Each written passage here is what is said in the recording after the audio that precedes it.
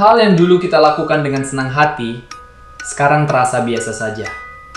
Hal yang dulu bikin kita lupa waktu, sekarang 5 menit saja sudah terasa melelahkan. Padahal aktivitasnya sama, tempatnya sama, bahkan orangnya pun mungkin masih sama. Yang berubah bukan dunianya, tapi kita. Lalu pertanyaannya sekarang, kenapa hal yang dulu terasa menyenangkan, sekarang justru terasa kosong? Hampir semua orang pernah ada di fase ini. Main game yang dulu seru, sekarang cepat bosan. Nonton video yang dulu nagih, sekarang cuma jadi noise di latar belakang.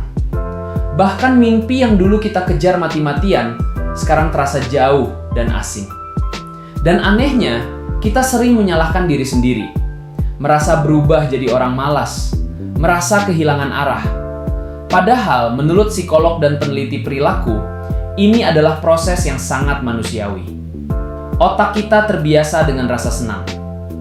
Saat pertama kali kita menemukan sesuatu yang baru, otak kita melepaskan dopamin, zat kimia yang bikin kita merasa senang, tertarik, dan penasaran. Makanya, pertama kali main game baru, rasanya seru. Pertama kali nemu hobi baru, rasanya hidup berwarna. Tapi ada satu masalah. Otak manusia cepat beradaptasi. Semakin sering sesuatu diulang, semakin kecil rasa wahnya. Bukan karena hal itu buruk, bukan karena kita berubah jadi dingin, tapi karena otak kita sudah terbiasa. Dulu kita melakukan sesuatu tanpa beban. Coba ingat lagi, dulu kita melakukan banyak hal tanpa target besar. Main game bukan untuk jadi jago. Nonton film bukan untuk cari makna hidup. Menggambar bukan untuk diposting. Kita melakukannya karena ingin.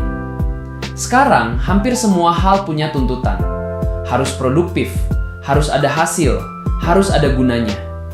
Dan saat kesenangan dikasih beban, perlahan ia berhenti jadi kesenangan. Kita berubah, tapi sering tidak menyadarinya.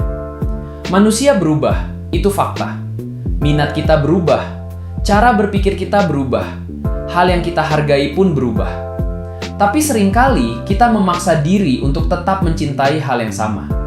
Padahal bisa jadi kita bukan bosan, kita sudah tumbuh. Dan pertumbuhan itu tidak selalu nyaman. Terlalu banyak pilihan membuat semuanya terasa hampar. Dulu pilihan hiburan terbatas. Sekarang semuanya ada. Game, film, musik, konten pendek, konten panjang. Ironisnya, semakin banyak pilihan, semakin cepat kita bosan. Psikolog menyebutnya choice overload. Kita lompat dari satu hal ke hal lain tanpa benar-benar menikmati apapun. Media sosial mengubah cara kita menikmati sesuatu.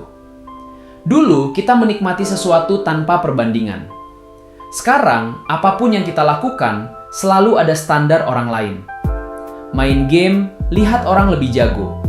Bikin karya, lihat orang lebih sukses. Bikin konten, lihat orang lebih viral. Tanpa sadar, rasa senang berubah jadi tekanan. Dan tekanan tidak pernah cocok dengan kesenangan. Bosan bukan berarti salah jalan. Banyak orang takut dengan rasa bosan, merasa hidupnya kosong, merasa dirinya gagal. Padahal bosan adalah sinyal. Sinyal bahwa ada sesuatu yang perlu dievaluasi. Kadang kita tidak perlu berhenti. Kita hanya perlu jeda atau cara baru. Bosan bukan musuh, ia penunjuk arah. Kita sering rindu perasaannya, bukan aktivitasnya. Ada satu hal yang sering kita salah pahami. Kita tidak rindu aktivitasnya. Kita rindu perasaan saat itu. Rindu versi diri kita yang lebih polos, lebih bebas, lebih sedikit beban.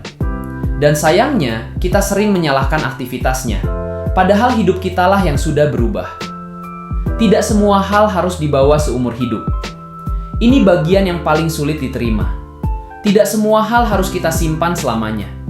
Beberapa hobi punya masanya. Beberapa mimpi punya batas waktunya. Dan itu tidak membuatnya gagal. Itu hanya berarti ia sudah selesai. Sekarang, coba jujur ke diri sendiri. Hal apa yang dulu kamu cintai, tapi sekarang terasa asing? Dan menurut kamu, itu karena kamu bosan atau karena kamu sudah tumbuh? Tulis ceritamu di kolom komentar. Siapa tahu kita sedang berada di fase yang sama.